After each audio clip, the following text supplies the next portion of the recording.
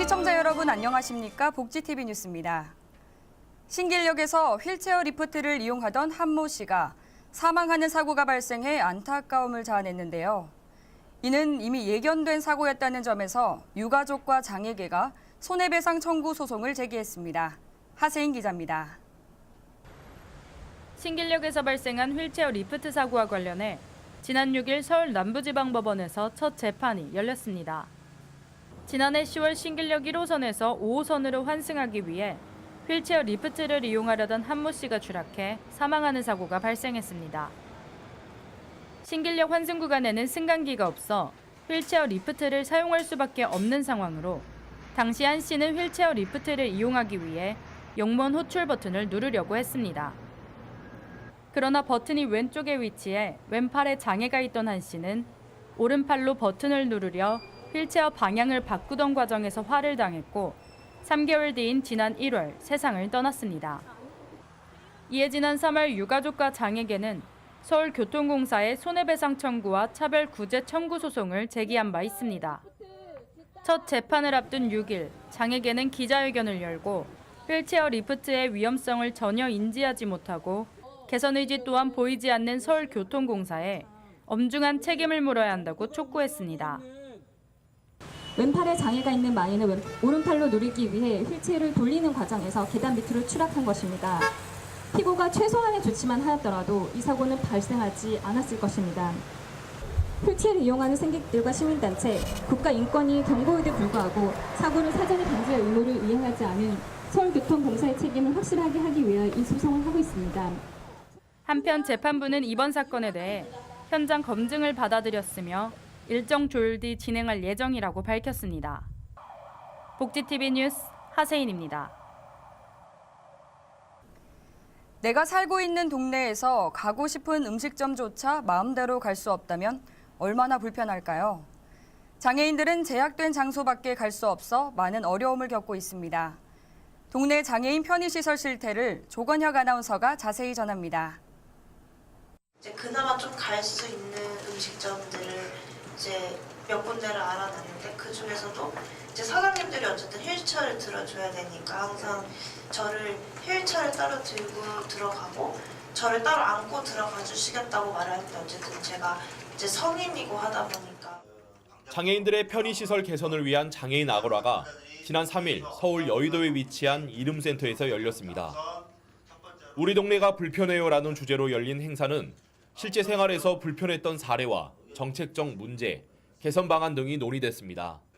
특히 이날 토론회에서는 20년 된 법률의 제도적 정비도 필요하지만 당사자들의 적극적인 문제 제기가 중요하다고 언급됐습니다. 근린생활시설만큼은 근생 건물인 여기 안에서는 그냥 그 건물 자체, 용도가 아니라 건물 자체에 대해서 편의시설을 설치하게끔. 그러면 우리가 움직이지 않으면 세상은 바뀌지 않는다고 저는 생각합니다. 그리고 최고 지금 안 바뀌는 게 장례식장이에요. 장례식장. 우리 장애인들요. 장례식장 안 가요. 안 가요. 그러니까 이거 장례식장이 바뀌겠습니까? 한국시각장애인연합회 홍소준 연구원은 당사자들이 민원을 넣는 것도 중요하지만 그보다 장애인에 대한 사회적 인식 개선이 필요하다고 주장하며 공무원과 건축 설계 담당자들이 장애인들의 입장에서 생각해보고 불편한 부분을 개선하는 사회가 되길 바란다고 언급했습니다. 복지TV 뉴스 조건혁입니다. 활동보조인은 이번 달부터 의무 휴식 시간을 가지게 됩니다. 하지만 정작 정책 수혜자인 관련 업계에서는 현실을 고려하지 않은 탁상 행정일 뿐이라며 불만의 목소리가 높게 일고 있습니다. 그 소리를 하세인 기자가 들어봤습니다. 개정 근로기준법에 따라 보건복지부가 발표한 활동지원사 휴게시간 세부 지원 방안에 대해 이용자와 활동지원사, 중개기관 모두 실효성이 없다며 비판하고 나섰습니다. 지원 내용에는 노동자의 휴게를 보장하고 고위험 중증 장애인을 위해 대체 근무까지 지원하기 위한 방안들이 담겨 있다는 발표지만 정작 현장에서는 노동자의 노동권과 이용자의 안전 모두 보장하지 못한다는 지적이 계속되고 있습니다. 이에 지난 3일 정의당 윤소아 의원실과 전국 활동지원사 노동조합 등은 국회 정론관에서 기자회견을 열었습니다. 더 이상 노동 강도에 비해서 수입도 줄고 하니 더 이상은 하지 못하겠다라고 하면서 일선에서 그만두시는 사례들이 지금 생기고 있어요. 그리고 중개기관들 중에서도 지금 휴게 시간을 지켜라라고 얘기를 하는데 당장 대체 인력도 없는 상황에서 휴게 시간을 지키라고 하니까 지금 당장 방치되고 있는 상황이 됩니다. 이날 기자회견에 함께 나선 윤소아 의원은 노동자의 휴게를 보장하기 위해 다른 지원 방안을 모색해야 한다고 제언했습니다. 독일 같은 경우는 이러한 휴게 시간이 단축될 경우에 다른 시간이라는 그런 제도적 보완을 통해서 보장받도록 명시되어 있습니다. 그래서 저는 이를 응용해서 한국에서도 이러한 부분을 분기 내지는 반기별로 모아서 사용할 수 있는 또 다른 방식, 이 부분을 검토해 볼 필요가 있다, 이것을 말씀드리고요. 더불어 사회서비스 재가 노동자에 맞게 휴게 관련 법령을 정비하는 등 근본적인 대책 마련도 요구했습니다. 복지TV 뉴스 하세인입니다. 장애에 대한 올바른 인식 형성과 더불어 사는 사회를 위한 제20회 전국 초중고등학생 100일장 시상식이 열렸습니다. 화면으로 만나보겠습니다. 지난 4일 장애인 먼저 실천운동본부 주최로 전국 초중고등학생 100일장 시상식이 열렸습니다. 시부문 대상을 수상한 김포 신풍초등학교 6학년 장수연 학생은 직접 무대에서 친구들에 대한 고마움을 담은 시를 낭송해 참석자들에게 감동을 주었습니다. 올해로 20회를 맞은 100일장은 학생들에게 장애에 대한 올바른 인식 형성과 더불어 사는 사회의 건전한 사고 확립에 큰 기여를 하고 있습니다. 평소에 그렇게 깊게 생각하지 않았던 것 같은데 이번에 웹툰 준비를 하게 되면서 좀 더 많은 생각을 해보고 관심을 갖게 된 것 같아요. 생각보다 이게 장애인에 대한 사회적 인식이 많이 나쁘다는 걸 알게 되었고 그 인식을 고치기 위해서 어떤 걸 하면 좋을까 많이 생각을 해보게 됐어요. 평소에 약간 장애인을 비하하는 듯한 말을 아무렇지 않게 하는 것을 보고 이런 것부터 바뀌지 않으면 안 되겠구나 생각했어요. 올해에는 같이 걸을까라는 주제로 100일장이 진행됐으며 총 27,351편의 작품이 제출됐습니다. 본질적으로 사람을 사랑하고 존중하고 배려하는 것, 또 장애를 가진 사람한테 내 형제와 같은 마음을 갖는 것, 이 이상의 가치는 없습니다. 장애에 대해서 바른 인식을 가고 장애인이 다른 사람이 아니고 나 스스로입니다. 특히 올해는 장애를 가진 친구들을 이해하고 자신의 삶을 비추어 공감하는 진솔한 작품이 많았습니다. 산문, 감상문 필때, 웹툰 등 다양한 방법으로 학생들이 깊이 생각하고 고민한 흔적을 보면서 장애인식에 대한 성숙해진 변화를 엿볼 수 있어서 좋았습니다. 앞으로도 자라나는 청소년들이 100일장을 통해 장애를 이해하고 공감하는 기회가 될 것으로 기대됩니다. 복지TV 뉴스 손자희입니다. 사회가 당면한 인구 문제에 대해 고민하는 제6회 전국 대학생 인구 토론대회 결승전이 열렸습니다. 어떤 팀이 우승을 차지했을까요? 조건혁 아나운서가 알아봤습니다. 대학생들이 인구 문제를 인지하고 미래 사회의 대안을 찾기 위한 제6회 전국 대학생 인구 토론회가 지난 6일 국회의원회관에서 열렸습니다. 이날 토론의 주제는 양성평등 의식이 확산하면 혼인율이 증가한다로 결승에 오른 상부상조와 골든타임은 현장에서 즉석으로 찬반을 나눠 토론을 진행했습니다. 양성평등 의식의 확산은 첫째로 남성만이 경제적 부담을 지어야 한다는 전통적 인식을 바꿔 남성이 결혼하기 수월한 현실을 끌어냅니다. 둘째로 일방적인 육아 부담과 불합리한 시댁 문화를 해결해 여성이 결혼하기 수월한 사회를 만듭니다.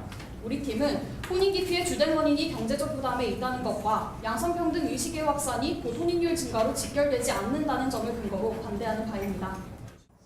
치열한 공방 끝에 토론회의 우승팀은 상부상조. 특히 이번 토론대회는 전국 대학생 총 1,400여 명이 지원해 청년층의 사회적 관심도 보여줬습니다. 국회가 오면서 그 하나의 큰 차이점 변화라고 하면 대학생들의 관심도가 확대됐다고 생각을 합니다. 맨 처음에 그 한 20개 대학이 참여를 했다면 지금은 48개 대학으로 엄청나게 그 대학생 참여가 늘었고. 복지TV 뉴스 조건혁입니다. 복지TV와 제이하트 스피치 아나운서 아카데미가 업무 협약을 체결했습니다. 지난 9일 진행된 업무 협약을 통해 방송의 질적 향상을 도모하고 두 기관의 사업을 위해 공동 협력하기로 합의했습니다. 제이하트 스피치 아나운서 아카데미는 방송 진행자 직무 능력 향상을 위한 전문 교육 지원과 복지TV 방송 프로그램 콘텐츠 개발, 장애인 인식 개선을 위한 홍보 협조 등에 있어 노력할 것을 약속했습니다. 휴가철을 맞아 물놀이 떠나는 분들 많으실 텐데요. 청주에서 여름철 물놀이를 위한 안전 캠페인이 열렸습니다. 이재현 기자가 전합니다. 물에 빠진 사람이 구조대가 던진 로프를 잡고 구조되고 있습니다. 구조 시험 모습인데 물놀이 장소에서 실전처럼 상황을 재현하고 있습니다. 한여름 더위가 기승을 부리는 가운데 다가오는 휴가철과 물놀이를 대비해 청주에서 여름철 물놀이 안전 캠페인이 열렸습니다. 청주시와 청주 동부소방서의 주최로 미원면 청석굴의 물놀이 장소에서 개최된 이번 캠페인은 지역자율방재단 등 유관단체와 물놀이 안전관리요원, 피서객 주민 등 100여 명이 참석했습니다. 이날 인명구조 및 심폐소생술, 구명조끼 착용, 구명안 던지기 시범 등 물놀이 안전사고 예방을 위한 구조요령 시연회가 진행됐습니다. 아무한테 제세동기 가져와주세요, 119에 신고해주세요 하면은 아무도 서로한테 떠넘기고 아무도 안 합니다.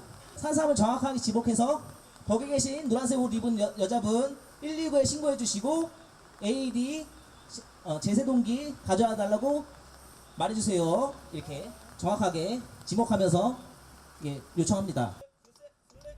한편 시는 물놀이 안전을 위해 구명조끼 무료 대여소 운영, 인명구조용 로프 및 구명안 안전 표지판 등 구조시설 확충과 더불어 물놀이 장소의 안전요원 상시 배치 등 단 한 건의 여름철 인명사고가 발생하지 않도록 물놀이 안전사고 예방을 위해 박차를 기하고 있습니다. 복지TV 뉴스 이재현입니다. 부여에서 서동요 전국 창작동요 부르기 대회가 열렸습니다. 충남 부여에서 서동 연꽃축제가 한창인 가운데 지난 7일 서동공원 주무대에서 서동요 전국 창작동요 부르기 대회가 열렸습니다. 전국 각지에서 중창, 합창 등으로 참가한 초등부 19개 팀과 성인부 9개 팀이 참가해 열띤 향연을 펼쳤습니다. 이날 창작 동요 부르기 대회 초등부 대상에는 CL 보이스 앙상블 팀이, 성인부 대상은 동요샘 앙상블 팀이 차지했습니다. 한편 부여 서동 연꽃축제는 이달 15일까지 열립니다. 우리나라에서는 80%가 만성질환에 의해서 사망하고 있다고 합니다. 이에 따라 순천시가 만성질환 예방을 위한 행사를 가졌습니다. 오보라 기자입니다. 고령화와 생활습관 변화로 증가하는 만성질환을 예방하기 위해 순천시에서 만성질환 관리하는 날을 운영했습니다. 순천시 보건소 건강생활지원센터에서 진행된 이 행사는 매월 첫째 주 수요일을 건강을 관리하는 날로 정해 고혈압, 콜레스테롤, 당뇨병, 비만 등 만성질환 예방 활동에 힘쓰고 있습니다. 우리나라 사망률을 보면은 20%가 자연사이고 80%가 그 만성질환에 의해서 사망을 하고 있습니다. 근데 본인들이 건강을 관리하고 싶어도 자기 건강 수치를 잘 모르기 때문에 어떻게 관리를 해야 할지 잘 모르고 있습니다. 그래서 우리 순천시는 각자 자기가 건강 수치를 알고 관리할 수 있도록 하기 위해서 이 행사를 마련했습니다. 보건소를 찾는 모든 사람은 폐활량 측정과 체질량 지수 측정, 스트레스 측정, 우울증 치매 검사 등 모든 검사를 무료로 받을 수 있어 큰 호응을 얻었습니다. 안녕하십니까. 전 보건 여기를 진료를 왔는데 너무너무 친절해 주고 직원들이 친절해 주시고 너무나 건강검진에 도움이 많이 됐습니다. 앞으로도 좋은 이런 제도가 많이 있으면 좋겠고 그 건강 혈압 같은 거라든가 뭐 측정을 해주는데 너무나 도움이 되셔서 너무나 고맙고 앞으로 이런 제도가 꾸준히 있었으면 좋겠습니다. 감사합니다. 이날 행사에서는 스트레스 해소와 면역력 증강에 도움이 되는 다양한 프로그램을 운영해 만성질환 예방을 위한 활동을 시민들과 공유하고 함께 실천했습니다. 만성질환 관리하는 날을 통해 시민들의 건강인식 개선과 더불어 시민복지와 건강복지에 더욱 이바지할 수 있을지 귀추가 주목됩니다. 복지TV 뉴스 오보라입니다. 전라남도와 여수시, 광양시가 포스코 ESM과 양극재 공장 투자 협약을 체결했습니다. 이를 통해 지역경제 활성화가 기대되는데요. 오보라 기자가 보도합니다. 전라남도와 여수시, 광양시는 포스코 ESM과 2차 전지 소재인 양극재 제조 공장을 건립하는 투자 협약을 체결했습니다. 민선 7기 처음으로 열린 이번 협약식에는 포스코 ESM 대표와 전라남도 지사, 광양시장, 여수시장, 광양만권 경제자유구역청장이 각각 협약서에 서명하고 공장 건립을 위한 행정적 지원을 약속했습니다. 이번 협약으로 포스코 ESM은 총 5,700억 원을 투자해 율촌 산단에 연산 4만 톤 규모의 2차 전지 원료 양극재 제조 공장을 건립하게 됐습니다. 공장이 본격적으로 가동을 시작하면 340여 명의 새로운 일자리가 창출돼 고용복지에도 이바지할 전망입니다. 최근 전 세계적으로 2차 전지 수요가 급증함에 따라 2차 전지 필수 소재인 양극재 시장은 2020년에 86만 톤으로 4배 이상 성장할 것으로 내다보고 있습니다. 이번 협약식을 통해 신규 고용 창출과 일자리 확대, 지역경제 활성화에 이바지할 수 있기를 기대해 봅니다. 복지TV 뉴스 오보라입니다.